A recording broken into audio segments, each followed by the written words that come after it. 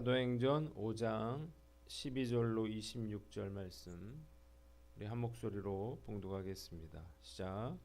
사도들의 손을 통하여 민간의 표적과 기사가 많이 일어나매 믿는 사람이 다 마음을 같이하여 솔로몬 행각에 모이고 그 나머지는 감히 그들과 상종하는 사람이 없으나 백성이 칭송하더라. 믿고 주께로 나오는 자가 더 많으니 남녀의 큰 무리더라. 심지어 병든 사람을 메고 거리에 나가 침대와 요 위에 누이고 베드로가 지날 때에 혹 그의 그림자라도 누구에게 덮일까 바라고 예루살렘 부근에 수많은 사람들도 모여 병든 사람과 더러운 귀신에게 괴로움 받는 사람을 데리고 와서 다 나음을 얻으니라.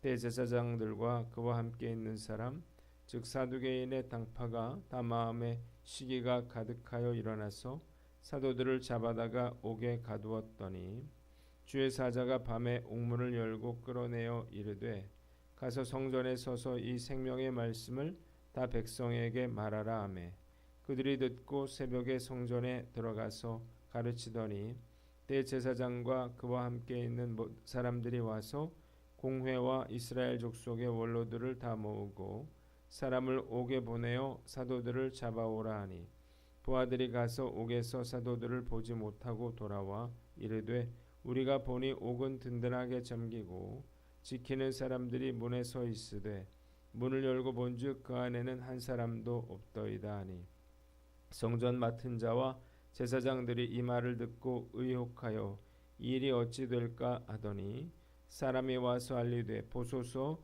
옥에 가두었던 사람들이 성전에 서서 백성을 가르치더이다 하니 성전 맡은 자가 부하들과 같이 가서 그들을 잡아왔으나 강제로 못함은 백성들이 돌로 칠까 두려워함이더라.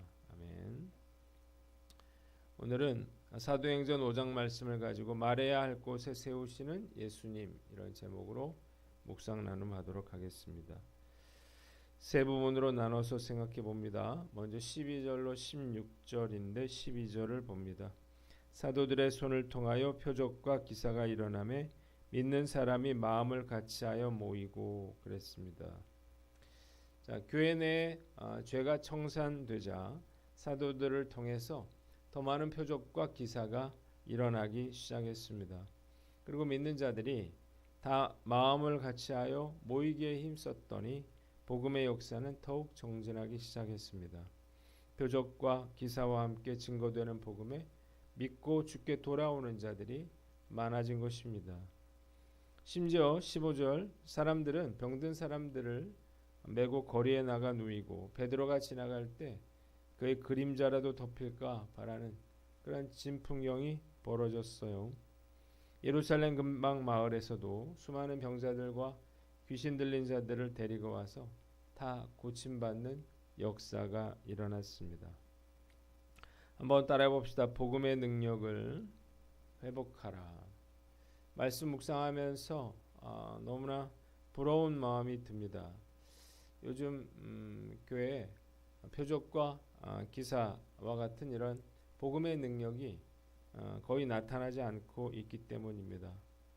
또 마음을 같이하여 모이기에 힘쓰는 그런 교회들도 참 찾아보기가 쉽지 않습니다. 억지로 이렇게 사람들을 동원하고 권면하고 이렇게 간신히 사역을 해 나가고 있는 거죠. 뭐 7, 80년대 말할 것도 없고 그리고 90년대만 해도 교회는 이러한 복음의 능력을 가지고 있었습니다.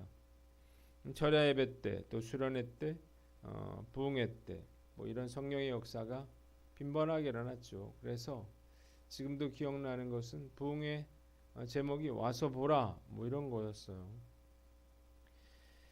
자, 성령 받고 방언 받겠다고 밤새 기도하는 청년들이 참 많았고 중고등부 수련회 때도 방언 받는 그런 친구들이 많이 있었습니다. 당시에는 기도원에도 정말 많이 사람들이 갔는데 문제를 뭐 해결받기 위해서 기도하러 갔지만 치유와 회복의 역사들은 덤으로 일어나곤 했습니다. 목회자로서 정말 안타까운 그런 마음이 드는 거죠. 이런 성령의 역사들은 점점 사라지고 의무감과 책임감으로 사역을 하고 있다 이런 생각이 들기 때문입니다. 나라가 잘 살게 되면서 헝그리 믿음이 사라졌어요. 어느 때보다 즐길 것과 볼거리가 많아진 시대가 됐습니다. 그래서 마음을 하나로 모으기가 참 어려운 그런 시대를 우리가 살아가고 있습니다. 교회마다 정말 온 힘을 다해서 간신히 버티면서 사역을 하고 있는데 결국에는 주님께서 각 교회마다 성령의 능력을 부어주셔야 이런 표적과 기사가 일어나고요. 그리고 교회가 힘을 얻어서 다시 부흥성장할 수 있으리라 믿습니다. 하나님께서 다시 한번 한국교회에 이런 성령의 능력을 넘치게 부어주셔서 복음이 선포될 때 많은 표적과 기사들이 일어나고 또 마음을 같이하여 모이기에 힘쓰는 능력 있는 성령 공동체가 되기를 주님의 이름으로 축원합니다. 두 번째는 17절로 18절인데요. 대제사장들과 사두개인의 당파가 시기가 가득하여 사도들을 옥에 가두었더니 그랬어요. 자, 제자들이 병자들과 귀신 들린 자들을 치유하고 고치는 일들을 모든 사람들이 좋아했던 것은 아니라는 것입니다. 이를 시기하고 질투했던 사람들이 있는데 바로 대제사장들과 바리새인들과 라이벌이었던 사두개인들이었습니다. 자, 이들이 누군가요? 가장 말씀에 정통한 자들이죠. 가장 신앙이 좋다고 자타가 공인하는 그러한 자들이에요. 사람들의 관심이 사도들에게 증폭되자 이 종교 지도자들이 이 사도들을 잡아다가 옥에 가두게 됩니다. 마음에 시기가 가득해서 도저히 참을 수가 없었던 거예요. 종교 지도자들은 더 이상 사도들이 병자들을 고치거나 귀신 들린 자들을 고치지 못하도록 잡아다가 이렇게 옥에 가두었습니다. 자, 이 대제사장, 사두개인 이런 사람들은 종교 지도자로서 누구보다 먼저 예수 그리스도를 영접하고 또 복음을 증거해야 될 그러한 자들이었는데 오히려 이들은 사도들을 핍박하는 복음을 막는 그런 주된 인물들로 등장하게 됩니다. 왜 이런 일이 벌어졌는가? 그들이 뭐 특별히 나쁜 사람들이었기 때문인가요? 그렇지 않죠. 그들이 이런 잘못을 저지르게 된 것은 시기심과 또 권위의식과 피해의식 때문이었습니다. 누구라도요 이렇게 시기심과 질투심에 빠지면 이런 짓을 저지를 수 있는 것입니다.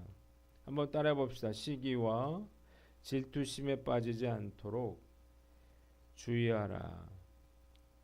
복음이 급속도로 전파되고 있죠. 또 사도들이 칭찬을 받고 교회가 더욱 성장해 가면서 이 대제사장과 사두개인 당파들은 피해의식을 갖게 됐습니다.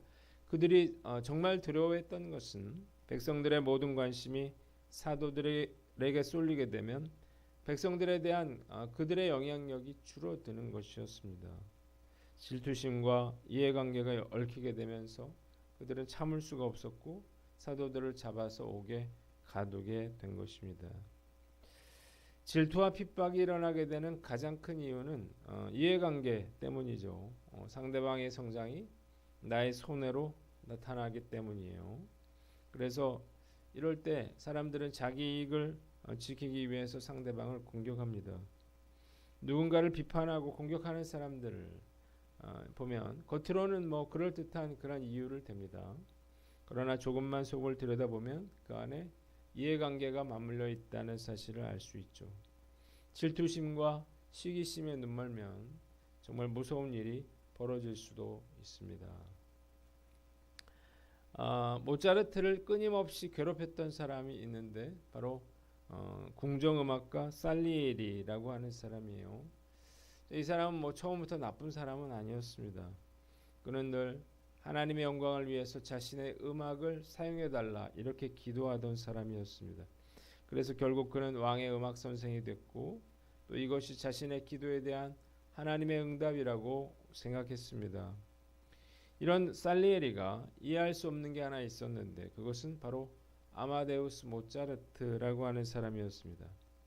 그는 정말 기막힌 음악, 천상의 음악을 만들고 있었지만 전혀 하나님의 나라와 영광을 위해 사는 사람은 아니었습니다. 그는 천박했고 음란했습니다. 그런데 모차르트는 자신보다 우월했고 사람들의 관심이 모두 이 모차르트에 쏠리게 됩니다. 하나님의 음성을 듣는 것 같은 이 모차르트의 음악, 그것에 비하면 자신의 음악은 너무나도 초라했죠. 그가 더욱 인정할 수 없었던 것은 그의 음악이 아무런 노력 없이 그렇게 만들어지는 것처럼 보였기 때문이에요. 그는 도무지 참을 수가 없었고 그 안에 분노를 만들었고 또 하나님을 향한 그런 분노가 됐어요. 결국 이것은 하나님과 원수되는 길로 들어서게 되고 하나님을 모독하고 파멸시키는 그러한 계획으로 발전하고 맙니다. 시기심과 질투심은 누구에게나 잠재해 있습니다. 우리 안에 죄성이 있기 때문이에요. 이게 없는 사람은 단 한 사람도 없습니다. 문제는 나 스스로를 시기심과 질투심에 빠지도록 내버려 두는 거죠. 저도 시기심과 질투심을 느낄 때가 언젠가 이렇게 생각을 해봤더니 저보다 못한 것 같고 또 인간적인 방법으로 목회를 하는 것 같은 그런 동료 목회자들의 교회가 빨리 성장하고 또 유명해지는 것을 볼 때 마음이 상하는 것을 느낍니다. 물론 저도 이런 생각이 잘못된 거라는 사실은 잘 알고 있습니다. 그런데 마음은 편치 않죠. 이외에 어떻든 우리 마음을 이런 질투와 시기심에 빠지도록 내버려 두어서는 안 되는 것입니다. 시기하는 마음이 있는 곳에는 성령이 역사할 수 없고 악한 영만 역사하기 때문이에요. 오늘 나를 시기하게 만들고 또 질투심에 빠지게 만드는 것은 무엇인가요? 우리가 시기심에 빠지는 이유는 사실은 비교하는 마음 때문이거든요. 이 마음, 비교하는 그런 마음과 생각을 버리고요. 더욱 겸손한 마음으로 우리가 오늘 하루를 살아가는 저와 여러분들 되시기를 주님의 이름으로 축원합니다. 마지막으로 19절로 26절인데 20절을 보면 가서 이 생명의 말씀을 다 백성에게 말하라 그랬습니다. 정말 놀라운 사건이 본문에 기록이 되어 있습니다. 감옥에 갇혀 있는 사도들에게 누가 찾아갔습니까? 천사가 찾아갔어요. 그래서 착고를 풀고 감옥문을 열고 그들을 데리고 나가서 뭐라고 했습니까? 다시 백성들에게 복음을 전하라 그래요. 자, 사도들은 말한 대로 다시 새벽에 성전으로 들어가서 사람들을 가르칩니다. 이걸 모르고 대제사장이 의회와 원로들을 소집했습니다. 사람을 보내서 감옥에서 사도들을 데려오게 해요. 자, 그러나 돌아온 경비원들이 감옥 안에 아무도 없다 이렇게 보고를 해요. 닫혀 있는데 사도들이 없는 거예요. 그러자 성전 경비대장과 대제사장들은 당황했습니다.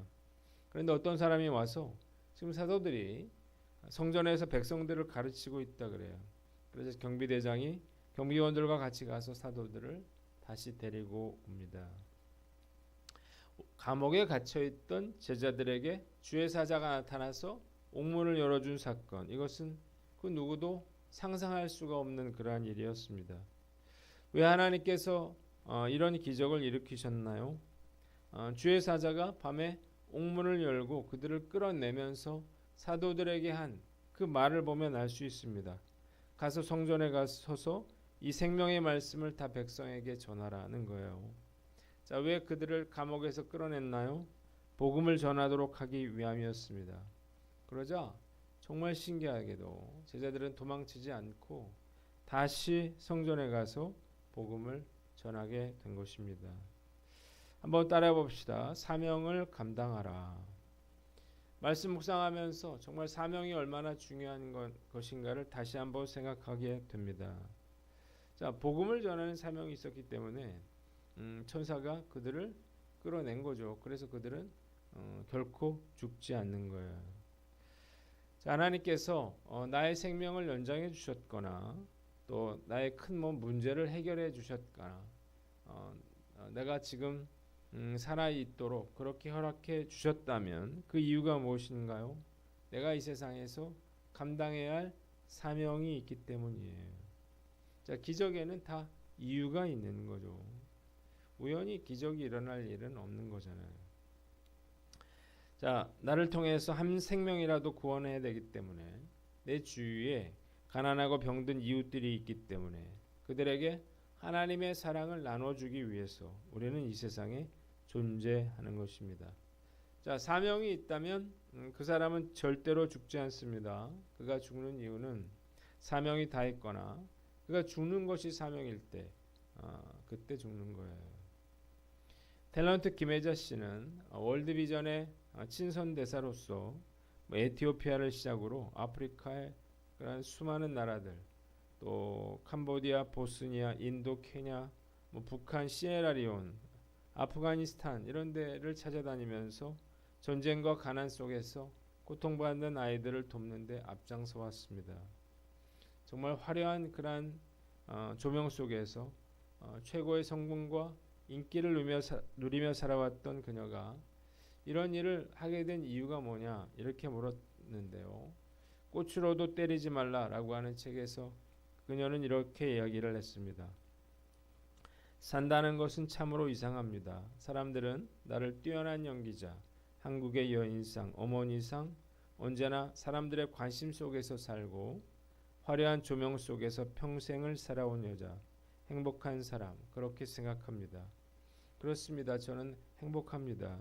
마음속 어딘가에 끝모를 허무감만 없다면 나는 누구인가 왜 이곳에 있는 걸까를 끊임없이 묻고 있지만 않다면 어떤 화려한 그런 성공과 인기도 결국은 허무한 것이라고 하는 사실을 그녀가 깨달은 거죠. 그리고 뭘 알게 됐습니까? 진짜 중요한 것은 이러한 성공과 인기가 아니라 하나님께서 자신에게 맡겨주신 그러한 사명을 감당하는 것이라는 사실을 그녀가 알게 된 거죠. 말씀 묵상하면서 하나님이 나에게 주신 사명은 뭔가를 생각해 봤습니다. 저에게 주신 사명은 간단하죠. 한 사람을 구원해서 그 사람 제자 삼는 거. 이걸 제가 해야 하는 일이에요. 그런데 해볼수록 어렵습니다. 한 사람을 구원하는 일도 어렵지만 그 사람을 제자 삼는 것도 정말로 어렵고 피곤한 일이에요. 자, 그러나 임마누엘 칸트가 이런 말을 했습니다. You can do it because you should do it. 이런 얘기를 했어. 자, 할 수 있다는 거예요. 왜냐하면 내가 그것을 반드시 감당해내야 되기 때문이라는 거죠. 저는 사명을 주셨다면 하나님께서 그것을 감당할 능력도 주셨다는 사실을 믿습니다. 사도들이 이렇게 감옥에 갇히게 되는 그러한 일처럼 저도 사역을 해나가면서 정말 어려운 일들이 많이 생기는 것 같아요. 돌아가면서 생겨요. 성도들이 어려움을 겪는다든지 아니면 재정적인 그런 어려움이 있다든지 그런 힘든 일들이 많이 있는데 그러나 낙심하지 않는 것은 복음을 증거하는 사람을 세우는 일들을 감당한다면 반드시 하나님께서 그것을 채워주시리라고 저는 믿기 때문이에요.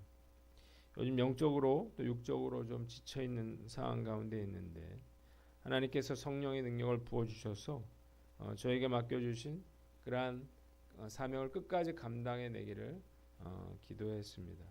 오늘 나는 어떤가요? 하나님께서 나에게 주신 사명은 어떤 것인가?